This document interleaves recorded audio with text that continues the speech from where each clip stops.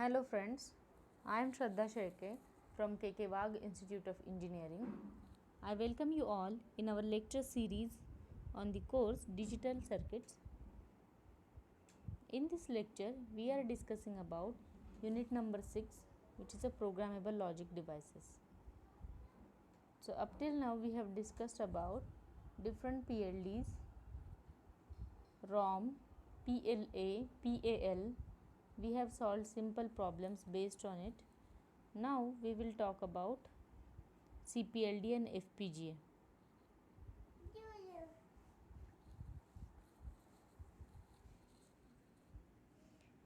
CPLD stands for Complex Programmable Logic Devices. It is E square PROM actually, electrically erasable PROM block is there. So CPLD is having multiple PLDs and can be combined on a single chip by using programmable interconnect structure. Thus, PLDs are called as CPLD. If you observe this diagram carefully, you will be observing that various blocks are logic array block. Various logic array blocks are connected to the IO blocks or IO control blocks, and they are also connected to the programmable interconnect array. So actually inside this blocks various PAL like blocks are present. Programmable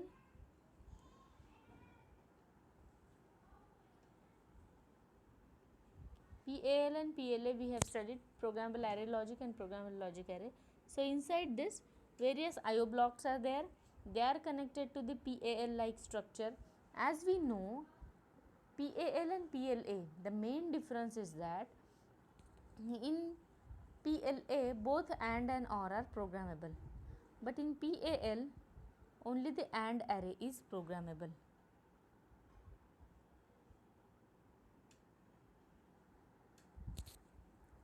So for this CPLD, the different blocks are present and interconnect IO blocks. Various PL blocks are connected to the IO blocks by interconnecting wires. Inside each for every PAL like block, the macro cell, which is a main basic part of the CPLD, is present. So each PAL like block is made up of the 16 macro cells. So inside each macro cell there is an AND OR combination, the output of which is applied to an XOR gate, flip-flop, multiplexers and tri-state buffers. So every AND OR combination contains up to 20 AND gates and one OR gate. So multiple input OR gates which is up to 20 inputs needs to be used.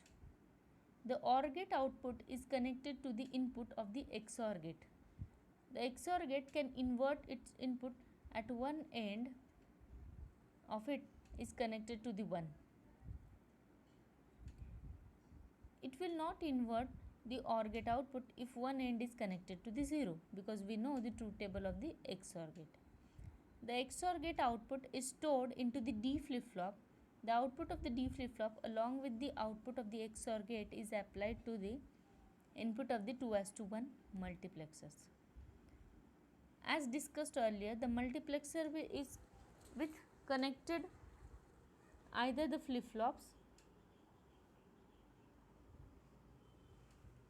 The multiplexer will connected either the flip-flops output or the XOR gate output to the tri-state buffer depending on the state of its selected input 0 or 1. The tri-state buffer acts as a switch. Its output is connected to the input pin of the IC. The pin of the chip act as the input buffer act as a output if the buffer is enabled, and the same pin acts as the input if the buffer is disabled. But if the pin is used as the input pin, then the macro cell is disabled. How to program the PLDs? The CPLD like CPLD, there is SPLD, which is a simple programmable logic devices. So both are programmed using the same technology which was used in the electrically erasable programmable read-only memory, that is E2PROM.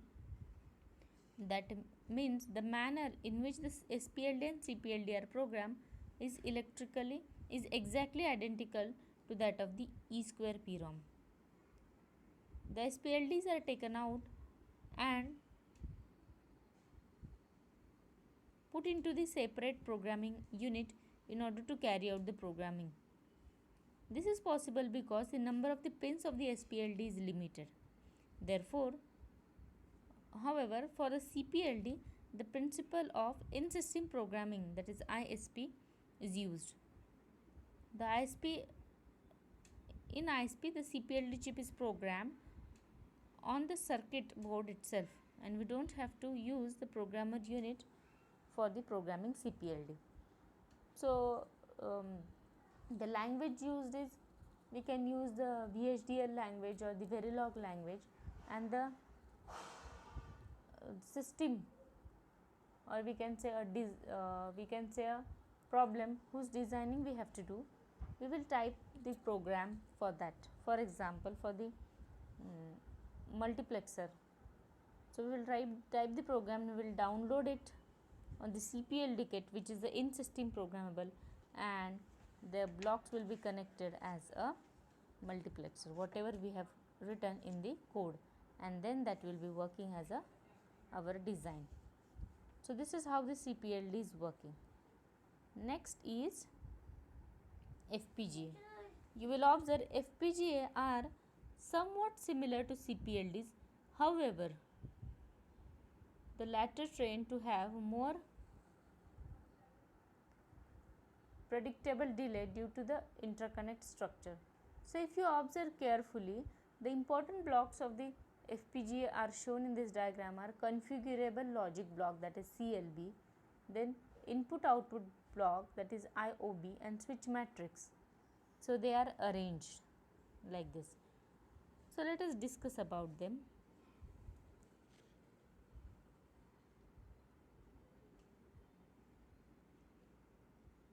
The FPGA does not contain the AND or matrices like the PLA or PAL. Instead of that, it contains the configurable logic blocks which can be configured for implementing any Boolean function. FPGA consists of configurable logic modules, IO blocks, and the configurable routing channels.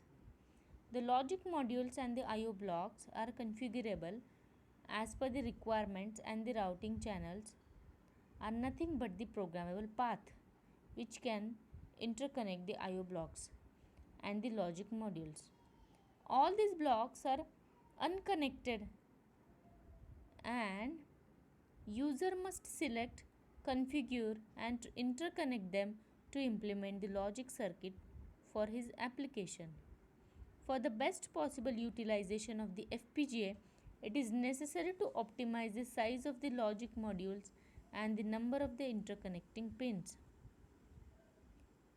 FPGA device can be connected in many different ways as per the requirement of an application. Thus, a same FPGA can be used for implementing different circuits. FPGA of the different sizes are available. The configurations of their logic modules and the interconnection requirements also are different from each other. If FPGAs have very large logic modules, then they may not be utilized in an efficient way. This would waste the logic modules if we implement the simple logic functions. But in order to avoid this, if we use the smaller logic modules, then we will have to use the larger number of the interconnect path in the device, which effectively increase the propagation delay and increases the FPGA area. The user has to optimize these resources according to the application requirement for the given FPGA device. This can be many different ways of interconnecting resources. Logic cell arrays. This is also one important part of the FPGA. So Xilinx Corporation development the first family of the FPGA was known as a logic cell array LCA. It is made up of the number of the small programmable logic elements called as CLBs, that is the configurable logic blocks.